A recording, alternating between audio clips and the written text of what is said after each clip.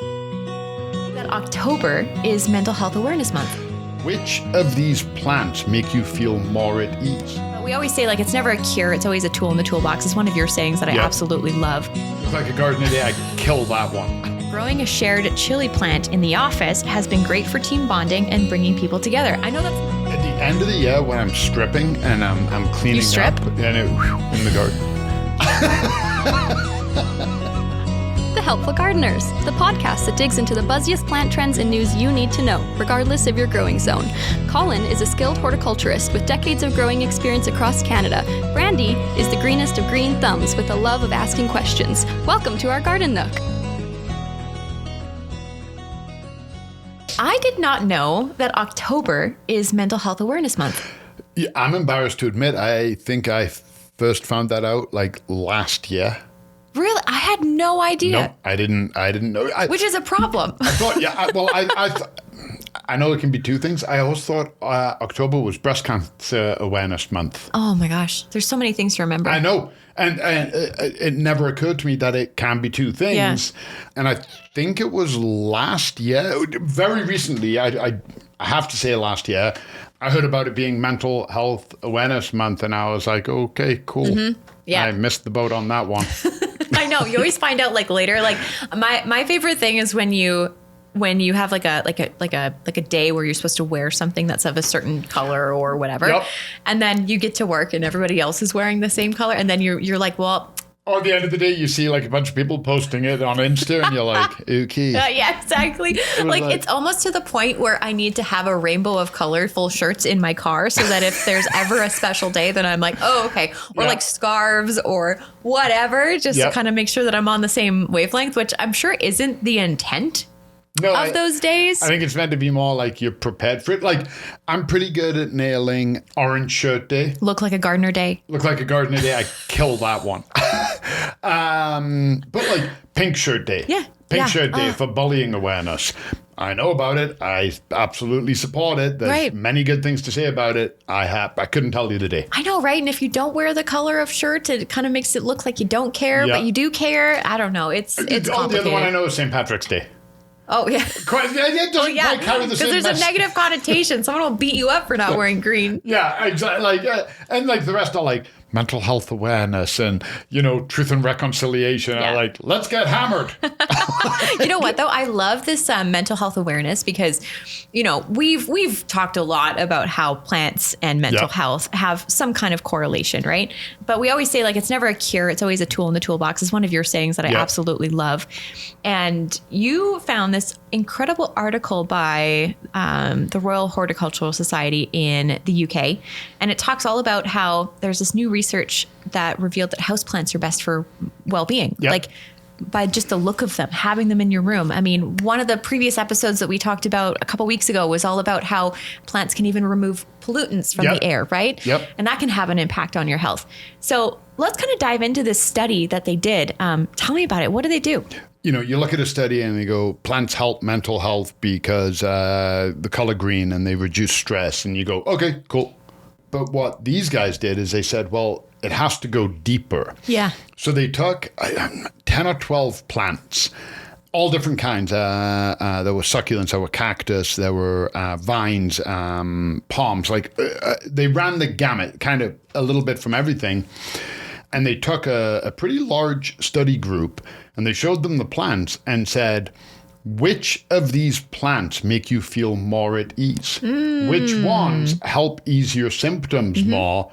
And then they ranked them accordingly. I think that's so smart because you're right. It's kind of like a marketing thing. It's kind of like you're looking at the wispiness of the leaves or the structuredness. Like what brings you the most calm? And it should be said as well.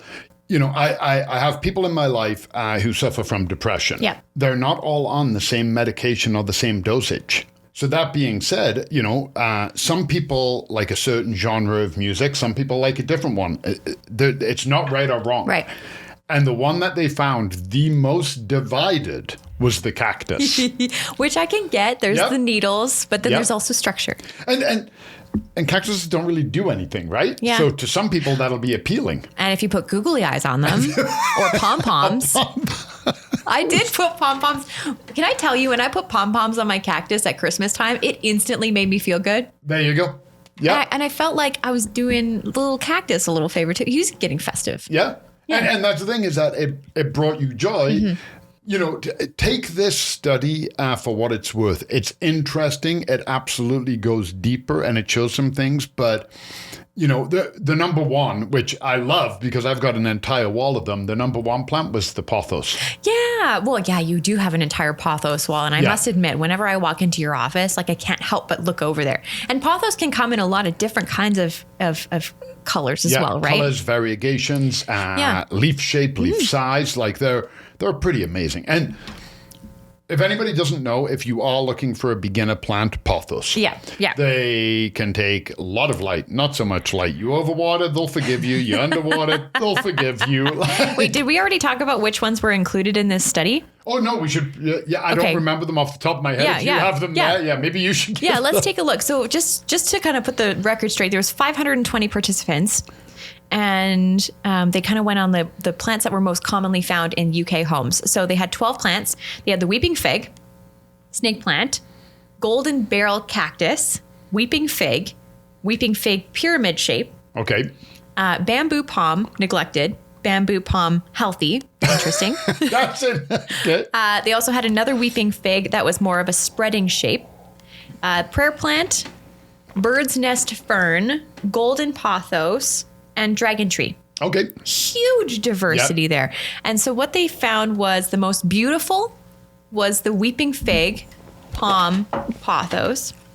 They also had most uplifting plant, weeping fig, palm, pothos. Yep. Most relaxing, weeping fig, palm, pothos. I have a fig and a pothos in my office that I bought before I knew anything about this study. Okay, now you need a palm. Yeah. You know what? I've got 3 at home. Yeah. I also have quite a few downstairs. Yeah. Well, and here's what's cool is that they even went, like you were talking about it going deeper. So the top 3 plants, they go into why. So for the weeping fig, it's lush green, high leaf area, dense canopy, and it can be pruned into pleasing shapes. That's Fair interesting. Enough. Well, you can interact with it, right? Yeah, exactly. So, yep. Yeah, the pothos, again, lush green, high leaf area, trailing vines are considered interesting. Yep. You can make them do things. Like, have you seen those clips you can put on the wall and then you stick your pothos in it and make your pothos do funny things? Well, I've got my pothos. I hope nobody ever looks for it because I stole it from the office. It's a coat rack. Oh. But it wasn't getting used. It just sat there. Nobody put a coat on it. So I brought it into my office and I draped all my pothos. So my pothos drape down, then they go up, and now they're covering this. Yeah. So it's quite interesting. See, I like that. I don't think anybody knows it's a coat rack anymore. There you go. Yeah. I wouldn't have known. If anybody's listening to the podcast, I have no idea where the coat rack is. Yeah. And then for the palm, again, lush green, it's familiar. Insights, possible happy associations or memories, such as of holidays or tropical destinations. Yep. You know, it's funny though, when I was a kid, we never went on any tropical destination, vacations. Yep, fair. And yet I do remember having a palm, and my parents had this big palm that reached the ceiling. And it does invoke some happy notions. Well, because even if you haven't gone on the vacation, you've seen a TV show. Mm-hmm. You've seen a movie. Oh, good point. Right? You've felt that where, it's whatever movie and bad things are happening, and then suddenly they're in the Caribbean and there's uplifting music and it's bright and you hear the ocean. Yeah. And you see the tree. So there is a connection. I mean, I love all my plants, and I feel one that I think they should have put in there. I think it would have been very popular, would have been the Monstera. Yeah, what was up with that? Yeah. It wasn't there. I mean, obviously they did the research. It's the RHS, and they did the most common plants found in the homes in England. Monstera seems to be more of an American. Yeah, maybe, and maybe, because Monsteras can get big. Maybe the houses are smaller. Maybe they're just not as popular. Maybe it's a cultural thing. Mm-hmm. I don't know, but I feel the deep green, the fenestrations, the size of the leaves, there's trailing monsteras. Yeah. Like, I feel they would be in there. I can tell you it makes Brad very happy because we have one of those Thai constellation monsteras. Okay. And this is Brad's plant. And he got one of those pots that are self-watering. The lechuza? The lechuza. Love the pot. Not sponsored, but holy crap, please.